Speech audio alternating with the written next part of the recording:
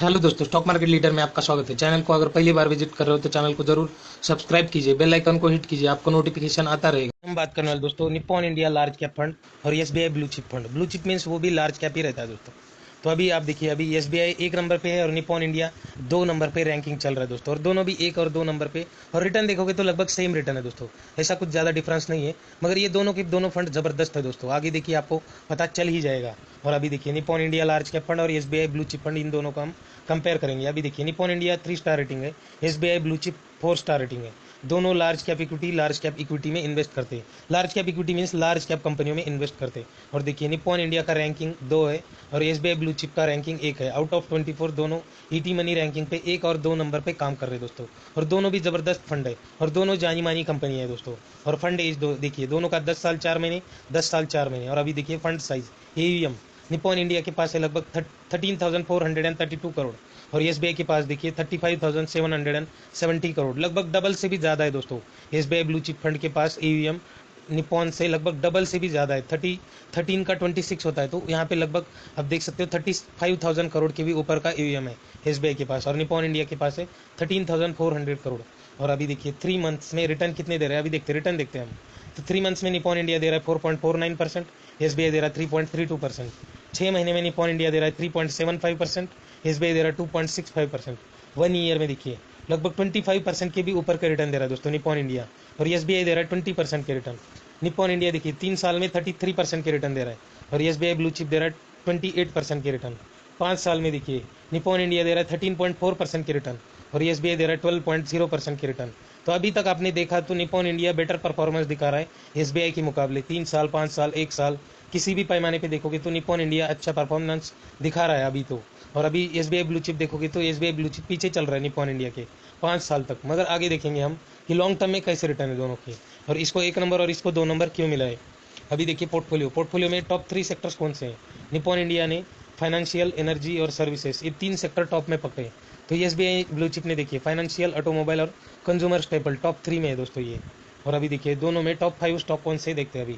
Nippon India में रिलायंस सबसे बड़ा, मार्केट की सबसे बड़ी दिग्गज कंपनी है दोस्तों रिलायंस। उसके बाद आईसीआईसी बैंक, एचडीएफसी बैंक और एल&टी, लार्सन एंड टूब्रो, इसमें इन्वेस्ट किया है। और एसबीआई ब्लू चिप ने HDFC bank, ICICI bank, ITC, L and T और इन्फोसिस में इन्वेस्ट किया है। आप देख सकते हो दोनों में सिमिलर है एचडीएफसी बैंक और आईसीआईसी बैंक। टॉप 5 में दो बैंक, ये 2 बैंक किसी भी ब्लू चिप में जाओगे आप तो ये 2 बैंक ही आपको टॉप 5 में ही मिलेंगे दोस्तों। और अभी देखिए फंड के डिटेल्स देखते थोड़े से। एक्सपेंस रेशियो देखिए निप्पॉन इंडिया का 1%, एसबीआई का 0.9%, एग्जिट लोड दोनों का 1%। लॉक इन कोई लॉक इन नहीं है दोस्तों। और अभी देखिए मिनिमम आप 500 से एसआईपी स्टार्ट कर सकते हो और 5,000 रुपीज़ से लमसम, दोनों का सेम ही है दोस्तों मिनिमम इन्वेस्टमेंट का। और अभी देखते हैं SBI blue chip direct plan growth, इसका एनईवी चल रहा है दोस्तों लगभग 72 रुपीज़ का और लॉन्ग टर्म में रिटर्न दे रहा है 15% के। तो लगभग सेम रिटर्न है दोस्तों। अभी थोड़ा सा आगे पीछे हो चुका है क्योंकि मार्केट में तेजी हुई है, तो इसकी वजह से थोड़ा सा आगे पीछे रिटर्न हो चुके हैं अभी। मगर दोनों लगभग सेम रिटर्न दे रहे हैं और निप्पॉन इंडिया बेटर परफॉर्मेंस दिखा रहा है 1 साल, 3 साल, 5 साल में। और लॉन्ग टर्म में भी ऐसे ही रिटर्न है दोस्तों। तो एसबीआई लगभग 10 साल में 15% के रिटर्न दे रहा है दोस्तों। ये बहुत बढ़िया रिटर्न है दोस्तों और एकदम सेफ रिटर्न दे रही है। ऐसा नहीं है कि आपको रिस्क लेना है, कुछ ज़्यादा रिस्क रहती नहीं है दोस्तों लार्ज कैप में, क्योंकि ज़्यादा गिरते नहीं स्टॉक, ज़्यादा गिरते भी नहीं और ज़्यादा बढ़ते भी नहीं, अपनी अपनी स्पीड में वो धीरे धीरे ऊपर जाते रहते हैं। और अभी देखिए लगभग 15% के रिटर्न आपको इतने सेफली मिल रहे हैं। किसी भी यस आप एफडी, रिकरिंग कुछ भी पकड़ो, एलआईसी पकड़ो, उससे तो बेटर रिटर्न है दोस्तों ये।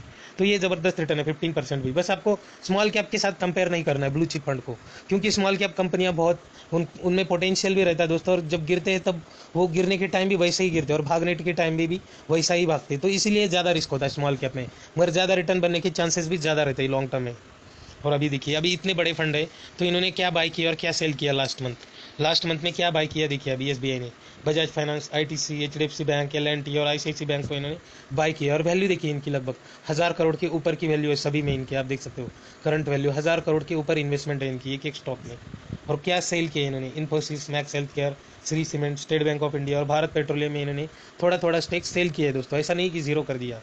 और अभी देखिए 3 साल में 28% के रिटर्न दे रहा है। अभी आपने देख ही लिया है, यहाँ पे कंपेयर भी किया। 5 साल में लगभग 12% और लॉन्ग टर्म में 15% के रिटर्न बना के दे रहा है एसबीआई ब्लू चिप फंड। और अभी देखिए लगभग 35,700 करोड़ का ईवीएम है, उसमें से 94.3% इक्विटी में इन्वेस्ट किया और 5.5% कैश है और 0.1% डेट में इन्वेस्ट किया इन्होंने। और देखिए सबसे बड़ा सेक्टर है फाइनेंशियल सेक्टर, इसमें सबसे बड़ी इन्वेस्टमेंट है दोस्तों। टॉप 4 के 4 सेक्टर है और बाकी के 4 में थोड़ा थोड़ा पैसा लगाया, आप देख सकते हो। फाइनेंशियल 33% लगाया, अदर्स में 17%, ऑटोमोबाइल में 12.2%, कंस्ट्रक्शन में 11% और बाकी के 4 है वो 10% के नीचे। कंज्यूमर, हेल्थ केयर, एनर्जी और कैपिटल गुड्स, ये 4 सेक्टर 10% के नीचे हैं। और इनकी होल्डिंग में देखोगे तो लगभग 49 स्टॉक्स अवेलेबल है। उसमें से टॉप 10 देखेंगे हम, अभी आपने 5 तो देख लिए, HDFC बैंक, ICICI बैंक, इन दोनों में ही देख लिया तो आपने लगभग 17% के ऊपर की होल्डिंग है दोस्तों। ITC, L&T और इन्फोसिस, ये 5 स्टॉक है।